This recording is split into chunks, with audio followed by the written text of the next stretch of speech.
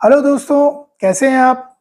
दोस्तों, एंड्रॉयड का जन्मदाता है गूगल और एंड्रॉयड फ़ोन्स मार्केट में छाए हुए हैं, लेकिन गूगल के अपने गूगल पिक्सेल फ़ोन्स के लिए गूगल को बड़ी जद्दोजहद करनी पड़ रही, बड़ा कॉम्पिटिशन बीट करना पड़ रहा है।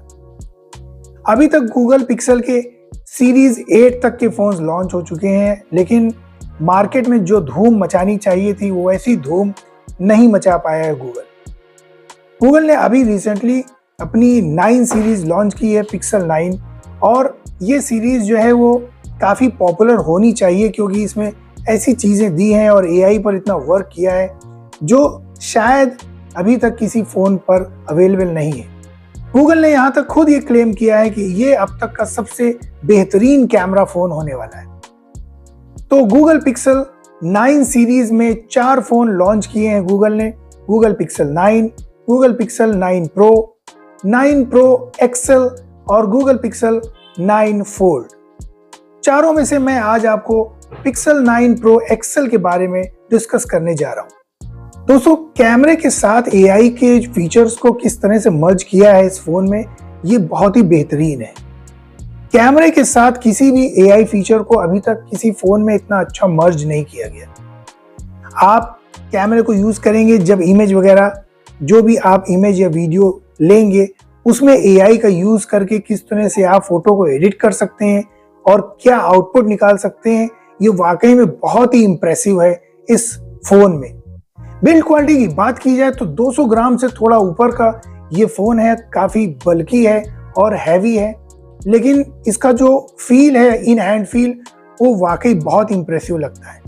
बल्कि और हैवी होने के बावजूद इसके जो कर्व कॉर्नर्स हैं, जो इसका अपीयरेंस है, बेजललेस डिजाइन है, वो इसको काफी इंप्रेसिव बनाती है और आपके हाथ में आने के बाद आपको लगेगा कि आपने बहुत ही प्रीमियम फोन आपने हाथ में पकड़ रखा है।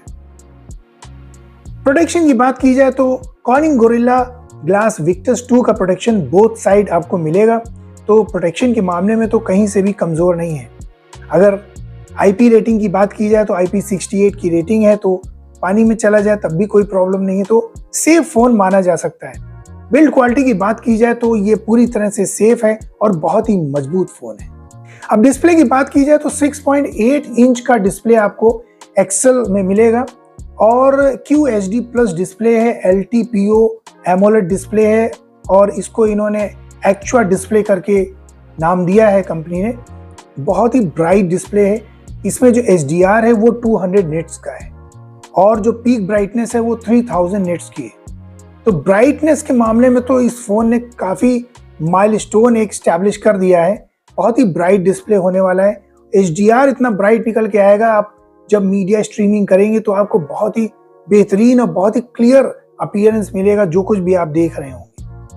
1 to 120 हर्ट्ज की रिफ्रेश रेट इसमें आपको मिलेगा, तो ये वेरिएबल रिफ्रेश रेट अवेलेबल होने की वजह से गेमिंग में बहुत हेल्प मिलती है, क्योंकि वेरिएबल रिफ्रेश रेट से गेमिंग जब आप करते हैं, जहाँ तक EA स्पोर्ट्स के जो गेम्स वगैरह आप जब अपने मोबाइल पर प्ले करेंगे तो आपको बहुत अच्छा आउटपुट मिलेगा, बहुत अच्छा एक्सपीरियंस मिलेगा।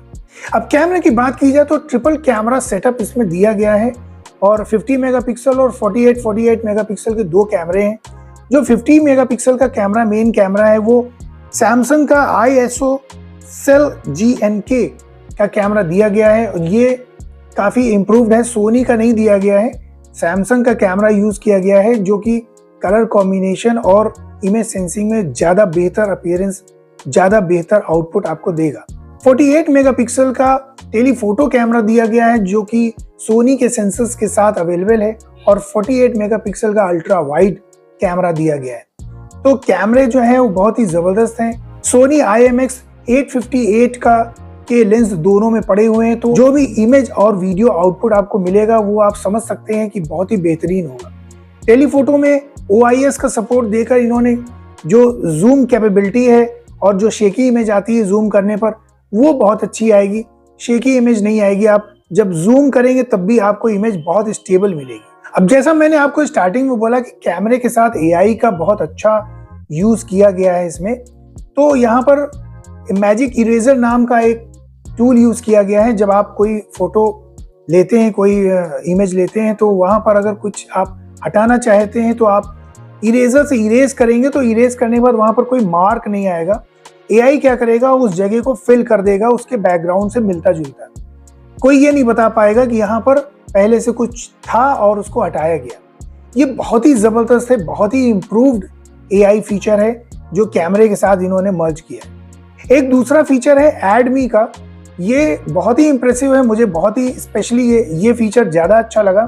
इसमें यह है कि एक ही लोकेशन पर और एक ही एंगल पर अलग अलग लोग आकर सेल्फी ले सकते हैं या फोटोज को क्लिक कर सकते हैं और वो सारी फोटोज को एआई क्या करेगा, मर्ज करके एक सिंगल फोटो में कन्वर्ट कर देगा, ग्रुप फोटो बना देगा।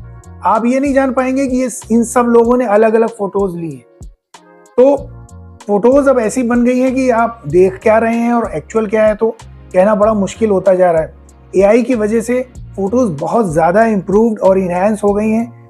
एआई के फीचर्स की बात करते चले तो जेमिनाई का यूज़ बहुत ज़बरदस्त किया गया है। इसमें जेमिनाई इस तरह से बनाया गया है कि आप जब उससे बात करेंगे, जब भी आप कुछ बोलेंगे तो जो आंसर आएगा वो बिल्कुल इस तरह से आएगा जैसे आप किसी रिलेटिव से या अपने फ्रेंड से बात कर रहे हैं। उसमें कोई गैप नहीं महसूस होगा, ऐसा नहीं लगेगा कि ये रोबोटिक वॉइस है।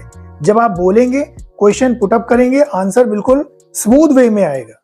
आप कंटिन्यूअस एक के बाद एक क्वेश्चन पुटअप कर सकते हैं, कंटिन्यूअस आपको आंसर्स मिल सकते हैं, सजेशंस मिल सकते हैं और आप ऐसा फील करेंगे जैसे कि सामने कोई एक स्पेशलिस्ट बैठा है और वो अपनी फील्ड की स्पेशलाइजेशन को शो कर रहा है। आप जो कुछ भी पूछ रहे हैं खटाखट आपको जवाब मिल रहा है। एक और फीचर है जो मुझे बहुत पसंद आया, वो है स्क्रीनशॉट फीचर।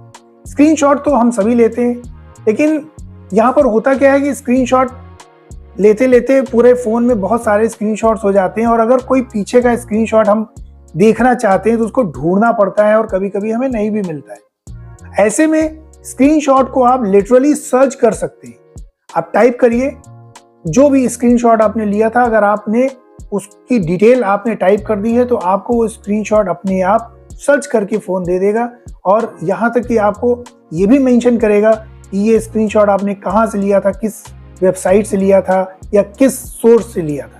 ये बहुत ही इंप्रेसिव है, बहुत ही यूजफुल है।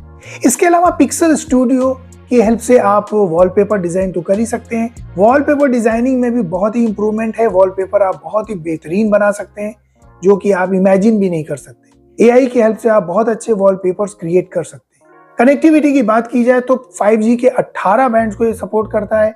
वाईफाई 6 का सपोर्ट है, NFC मिलेगा आपको, ब्लूटूथ 5.3 मिलेगा। बैटरी बैकअप अच्छा है, 5060 mAh की बैटरी दी गई है और 37 वॉट की वायर्ड चार्जिंग मिलेगी आपको, 23 वॉट की वायरलेस चार्जिंग मिलेगी और रिवर्स वायरलेस चार्जिंग भी अवेलेबल है। तो दोस्तों ये था आज का वीडियो। आई होप कि आपको वीडियो ज़रूर पसंद आया होगा और गूगल पिक्सल 9 सीरीज ज़रूर कुछ ना कुछ धमाल मचाएगी और एंड्रॉयड की दुनिया में ज़रूर ये कोई अपना प्लेस भी क्रिएट करेगी जो अभी तक गूगल पिक्सल नहीं कर पाया। कैमरे के मामले में जैसा गूगल ने क्लेम किया है कि अब तक का बेस्ट कैमरा फ़ोन है, जहां तक माना जा रहा है कि ये आईफोन 15 प्रो को ज़बरदस्त टक्कर देगा कैमरे के मामले में। तो चलिए, आप इस फ़ोन के बारे में क्या सोचते हैं?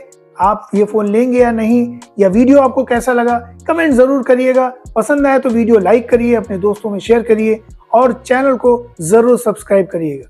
तो अगले वीडियो में जल्दी आपके सामने आता हूँ। तब तक के लिए take care and bye bye.